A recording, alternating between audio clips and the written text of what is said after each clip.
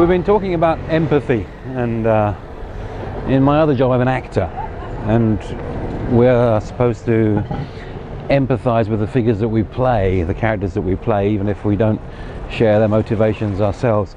And the way we do that is normally we sort of try and step into them. We actually try to mimic physical behavior, and one of the things you do when you're learning to be an actor is they put your fellow students' body language down to the last detail. It's very, very hard work, and sometimes you think, I don't want to be like this guy, you know. But when you start copying their physicality, you really do start to feel like they do, and that's very interesting. But the decision that you have as an actor, of course, is that you, when you're trying to be somebody else, you're also trying to take yourself out of that, and that's something as a designer which is not always the case. So if I'm empathizing with my audience, with my user, how much of myself do I leave in the equation, and when do I, is there a point where I totally take myself out of it and say, right, I will do something now which I would not normally do, stay in there myself with my own values and perhaps the values of other stakeholders, and think about, well, to give you exactly what I feel you need, or to give you exactly what you ask me for, I have to surrender who I am. And a lot of designers, I think, design too much for themselves anyway. So it's interesting to think about, when do I totally step into someone else's shoes and surrender my own priorities? But of course, we're never designing for one person, are we? We're designing for a network of stakeholders.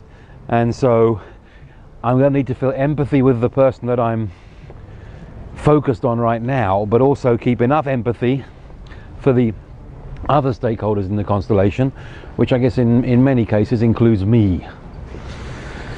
So it's not just about feeling somebody else and understanding their world, it's about balancing that with your world and the other worlds that are involved in the equation. Something to think about there, maybe.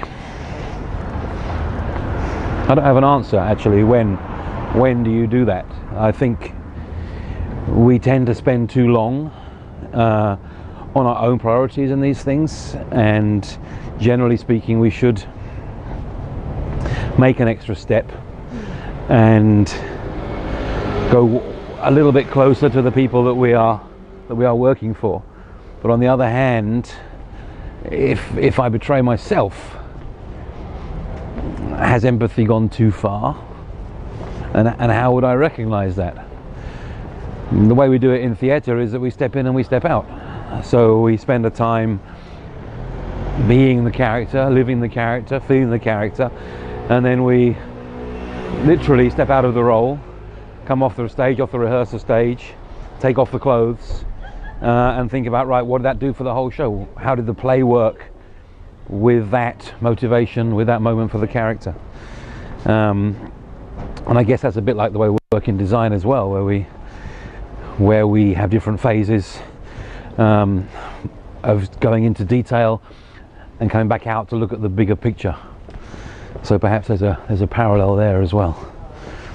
I find theatre a very interesting model to look at design in, because in many ways theatre is the handicraft of emotion, and I think design is that as well. You know, how do we use what we have, spit and sawdust and light and people, or emails and data and motor vehicles, to make somebody feel a certain way.